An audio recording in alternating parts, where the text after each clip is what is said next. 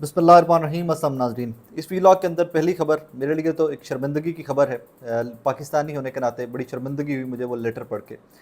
तफसील कुछ इस किस्म की है जनाब के senior additional registrar Lahore high court Rawalpindi bench ने मोहम्मद इरम अयाज साहब सीनियर एडिशनल रजिस्ट्रार साहब ने मिस्टर जस्टिस अली बाकर नजफी साहब के बिहाफ पे एक ख़त लिखा है, और उस ख़त के कंटेंट्स आप सुनेंगे तो आपको रहम आएगा अपने पाकिस्तानी होने के ऊपर। ये ख़त लिखा गया है फॉरेन सेक्रेटरी को, एम्बेसडर ऑफ पाकिस्तान जो अबू धाबी यूएई में है, और the council general of Pakistan जो न्यूयॉर्क में है उनको। ये तीन लोगों को एड्रेस किया गया है इस ख़त में।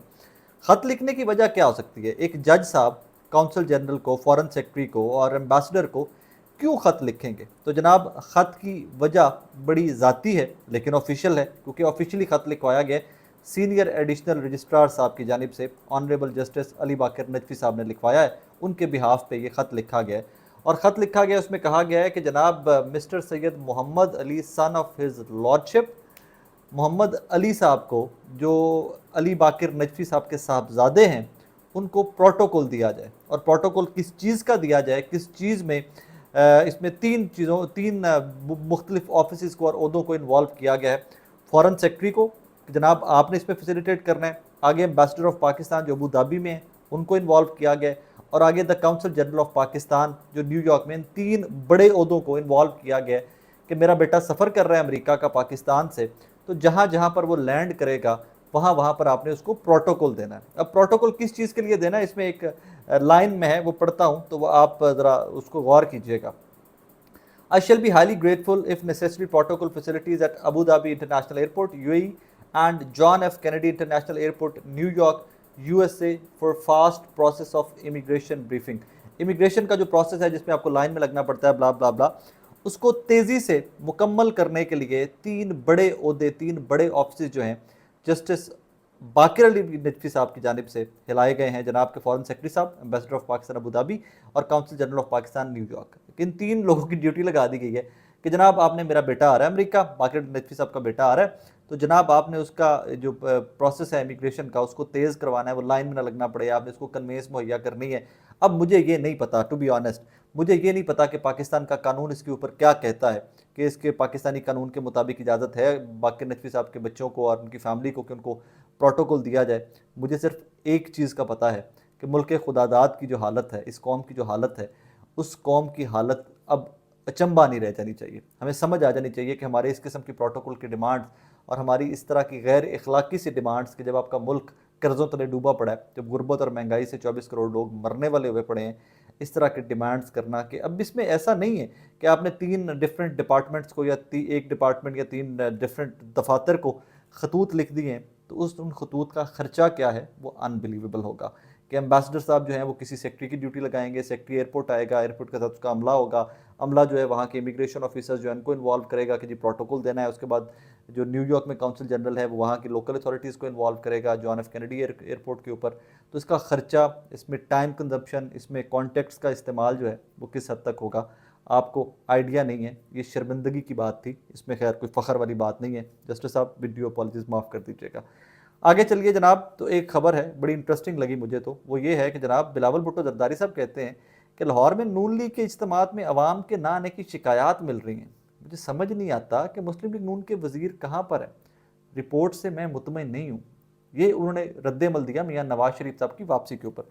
मैं इसको मौकरी लूँगा या मैं इसको आयरनी लूँगा या मैं इसको क्या कह लें, तंज़िया लूँगा कि जनाब बिलावल भुट्टो जरदारी साहब मुस्लिम लीग नून पर तंज के तीर बरसा रहे थे। उन्होंने कहा जी कि मैं तो मुतमईन नहीं हूँ कि जितने लोग निकले हैं मियाँ नवाज शरीफ साहब के आने से पहले जो मोटिवेट कर रहे हैं नून लीग वाले लोगों को उनको राग़िब कर रहे हैं कि आप मियाँ साहब के इस्तकबाल के लिए निकलिए, तो जिस हद तक लोग निकले हैं मैं उनसे मुतमईन नहीं हूँ। और वो जैकबाबाद सिंध में खिताब कर रहे थे। बहरहाल इसके ऊपर नून लीग को वाकई में सोचना चाहिए कि उन्होंने अपने इत्तेहादियों को किस हद तक मौका दे दिया है जनाब आपका मजाक उड़ाने के लिए। अब आते हैं सीरियस कंटेंट की जानिब।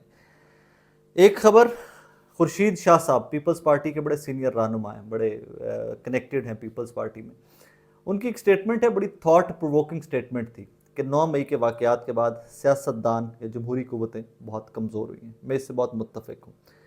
क्या ही अच्छा होता कि इस पे खुर्शीद अली शाह साहब ये कह देते کہ 9 مئی کے واقعات کے بعد ہم نے غیر جمہوری طاقتوں کے ہاتھ مضبوط کیے، تحریک انصاف کو دبانے کے لیے مضبوط کیے پی ڈی ایم کی جماعتوں نے، اور ایونچولی کچھ ایسا ہوا کہ جناب جمہوری طاقتیں اور سیاستدان جو ہیں ان تمام کے جو ہاتھ ہیں وہ کمزور ہو گئے، سیاسی قوتیں جو ہیں وہ تمام کی تمام جو ہیں وہ کمزور ہو گئی۔ I could see it coming, میں یہ ان حالات و واقعات کو یا آج کے دن کو بہت دیر پہلے سے چیختا چلاتا آ رہا ہوں، لیکن کمزور آواز ہے ابھی کہ بہت دور تک نہیں پہنچتی میری، لیکن میں اس پہ بار بار بات کر چکا ہوں، بار بار کہہ چکا ہوں کہ جو سیاستدان آج تحریک انصاف کے لیے گڑھا کھود رہے ہیں، ان تمام لوگوں نے کل کو اس گڑھے میں خود سے گر جانا ہے۔ اب سیاستدان اس گڑھے میں خود سے گر چکے ہیں۔ میں آپ کو اس سے آگے چلتا ہوں تو ایک اور مولانا فضل الرحمان صاحب کی سٹیٹمنٹ سناتا ہوں، آپ کو اس سے آئیڈیا ہو جائے گا کہ اب یہ لوگ کتنے گہرے گڑھے میں گر چکے ہیں۔ آج جو کہہ رہے ہیں نا کہ 9 مئی کی، مجھے زیادہ خوشی ہوتی کہ یہ خورشید شاہ صاحب یہ کہتے کہ ہماری غلطی تھی، 9 مئی کے واقعات کے بعد ہمیں جہاں پر سٹینڈ لینا چاہیے تھا ہم نے وہاں پر سٹینڈ نہیں لیا، ہم نے تحریک انصاف کو اکیلا کر کے وکٹمائز کیا، ہم نے رگڑا دیا سب جماعتوں نے مل کر، اور اس کے بعد اب کہانی یہ ہے کہ تمام سیاسی قوتیں کمزور ہو چکی ہیں، اور یہ فیکٹ ہے، اس میں کوئی دو رائے نہیں ہے کہ سیاسی قوتیں بہت کمزور ہو چکی ہیں۔ آگے چلیے تو فضل الرحمان صاحب کی سٹیٹمنٹ ایک بڑی آج چل رہی ہے، انہوں نے کہا جی کہ میں کبھی نہیں چاہوں گا کہ کوئی بھی جو میرا مد مقابل ہے وہ جیلوں میں ہو اور میں اس کے خلاف جلسوں میں بیانات دیتا رہوں اور تقاریر کرتا رہوں۔ عمران خان صاحب کی بات کر رہے تھے، اچھی بات ہے، کرٹسی ہونی چاہیے، آپ میں مقابلے کی اسپرٹ ہونی چاہیے، لیکن فضل الرحمان صاحب اس سے پہلے بار بار عمران خان صاحب کی گرفتاری کا بھی خود سے مطالبہ کر چکے ہیں۔ انہوں نے بی بی سی کو انٹرویو دیتے ہوئے کہا تھا کہ مجھے سمجھ نہیں آ رہی کہ پی ڈی ایم جس کی یہ سربراہ تھے، پی ڈی ایم کی جو جماعتیں اس ٹائم حکومت میں ہیں، وہ عمران خان کو گرفتار کیوں نہیں کر رہی۔ اب کہانی کیا ہے کہ فضل الرحمان صاحب کو اس طرح کی سٹیٹمنٹ دینے کی کیا سوچ گئی کہ آپ کو واقعی میں لگتا ہے کہ فضل الرحمان صاحب جو ہے وہ اتنے چوچے ہیں، یا اتنے وہ نائیو قسم کے سیاستدان ہیں کہ انہوں نے اس قسم کی سٹیٹمنٹ دے دی؟ تو جناب کہانی یہ ہے کہ جس طرح خورشید شاہ صاحب کی سٹیٹمنٹ ہے، اسی کا سیکوینس فضل الرحمان صاحب کی سٹیٹمنٹ ہے۔ جو گڑھا ان لوگوں نے کھودا تھا تحریک انصاف کے لیے، اس گڑھے میں 1 بائی 1 یہ لوگ تمام خود گریں گے، لکھ لیجئے، وقت لگ سکتا ہے، لیکن میری یہ سٹیٹمنٹ، میرا یہ الفاظ لکھ لیجئے کہ اس گڑھے کے اندر تمام جمہوری جماعتیں، تمام سیاسی جماعتیں 1 بائی 1، دیر سویر ضرور ہو سکتی ہے لیکن یہ تمام کے تمام لوگ گریں گے۔ اس کا حل ایک ہی ہے، میں بہت دیر پہلے سے اس حل کی بات کرتا آ رہا ہوں کہ کبھی کبھار ملک کی تمام سیاسی جماعتوں کو، جمہوری ذہنوں کو اکٹھے ہو جانا چاہیے، اور ایک دفعہ ان کو طے کر لینا چاہیے کہ ہم نے پاکستان کا مستقبل کس طرف لے کے جانا ہے۔ بدقسمتی کی بات ہے کہ اس ملک کے اندر جمہوری سوچ کی حامل کوئی جماعت بھی نہیں ہے، اٹس ویری انفارچونیٹ۔ آپ تمام سیاسی جماعتوں، ہر سیاسی جماعت کو، میں کسی کو بھی ایگزامپٹ نہیں کر رہا، ہر سیاسی جماعت تبھی تک اینٹی اسٹیبلشمنٹ اور تبھی تک غیر جمہوری طاقتوں کے خلاف کھڑی ہوتی ہے جب تک کہ ان کو گھاس نہیں ڈالا جاتا۔ جیسے ہی اسٹیبلشمنٹ کسی سیاسی جماعت کی انگلی پکڑ لیتی ہے، وہ سب سے فرنٹ فٹ واریر بن جاتے ہیں، اور اس کے بعد وہ اسٹیبلشمنٹ کی گود میں بیٹھے رہتے ہیں۔ جیسے ہی اس گود میں سے اسٹیبلشمنٹ اتارتی ہے تو اس کے بعد چیخیں مارنا سٹارٹ ہو جاتے ہیں۔ اب فضل الرحمان صاحب دو ڈیفرنٹ آراء ہیں۔ ایک رائے یہ ہے کہ جناب الیکشن آ رہے ہیں، مجھے بھی لگتا ہے ذاتی طور کے اوپر کہ الیکشن آ رہے ہیں۔ الیکشن آنے پہ یا ابھی تک کی ساری پریپریشن کے اوپر کون سی سیاسی جماعت ہے کہ جس نے شور نہیں مچایا، جو چپ کر کے اپنی پریپریشن میں لگ گئی ہے؟ اس سیاسی جماعت کا نام ہے مسلم لیگ نون۔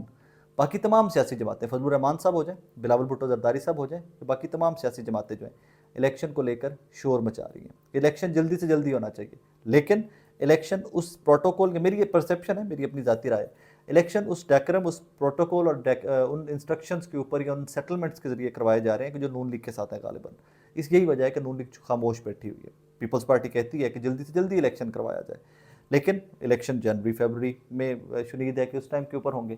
فضل الرحمان صاحب کہتے ہیں کہ اگر الیکشن اس ٹائم پہ، الیکشن کا انتخابی عمل ہوتا ہے، الیکشنز ہوتے ہیں تو انتخابی عمل بالکل مخدوش ہو جائے گا۔ فضل الرحمان صاحب نہیں چاہتے کہ الیکشن ہو۔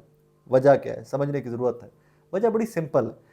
فضل الرحمان صاحب کا پولیٹیکل ہب کے پی کے ہے، ان کا جو ڈین، پولیٹیکل ڈین کہہ لیجیے، جہاں پر وہ ساری زندگی سیاست کرتے آئے ہیں اور ساری زندگی ہی اقتدار میں رہے ہیں تحریک انصاف کے 3.5 سال نکال کے، باقی ساری زندگی فضل الرحمان صاحب اور ان کی جماعت کسی نہ کسی شکل میں اقتدار میں رہی ہے۔ تو جناب فضل الرحمان صاحب کا سٹرانگ ہولڈ تھا کے پی کے میں، وہ سٹرانگ ہولڈ توڑ دیا گیا ہے۔ اب اس کی ریپلیسمنٹ بھی کیا آئی ہے؟ ابھی جو بظاہر میرے نزدیک وہ ریپلیسمنٹ نہیں ہے، ریپلیسمنٹ رکھی گئی ہے پرویز خٹک والا گروپ۔ تو فضل الرحمان صاحب ابھی بھی کسی کاؤنٹنگ میں نہیں آ رہے، ایٹ اینی پلیٹ فارم ان کی جماعت جو ہے جے یو آئی ایف، وہ کسی کاؤنٹنگ میں نہیں آ رہی ہے۔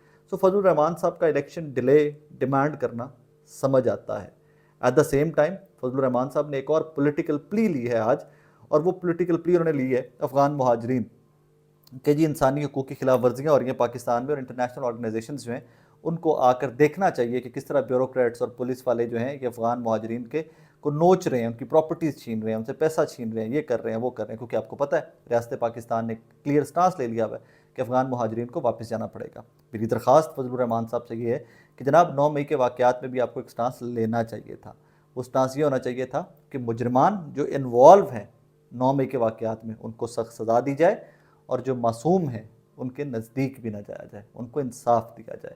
جب تحریک انصاف کے لوگ اٹھائے جاتے رہے پولیس کی جانب سے تو آپ تمام لوگ تماشائی بن کے ان کے خلاف سٹیٹمنٹس دیتے رہے۔ آج آپ بیانیہ بنانے کی کوشش ضرور کر رہے ہیں کہ آپ کو ہو سکتا ہے کے پی کے پختون کا، کے پی کے لوگوں کا ووٹ اسی بہانے مل جائے کہ آپ افغان مہاجر جو ہیں ان کے حق میں سٹیٹمنٹس دیتے رہیں اور آپ کو ہو سکتا ہے کچھ سمپتی مل جائے۔ بٹ بلیو یو می مولانا صاحب، کے پی کا ووٹر جہاں پہ آپ کا اسٹرانگ ہولڈ ہوا کرتا تھا، پھر تحریک انصاف نے وہ جگہ آپ سے چھین لی، وہاں کا ووٹر بہت سمارٹ ہو چکا ہے۔ اب کوئی بھی پولیٹیکل پتہ کھیلیے سوچ کر کھیلیے گا، کیونکہ اب آپ کے پتے جو ہیں وہ زیادہ کام نہیں کرتے ووٹر کے اوپر۔ اپنا بہت سارا خیال رکھیے گا ناظرین، دعا میں یاد رکھیے گا۔ اللہ حافظ۔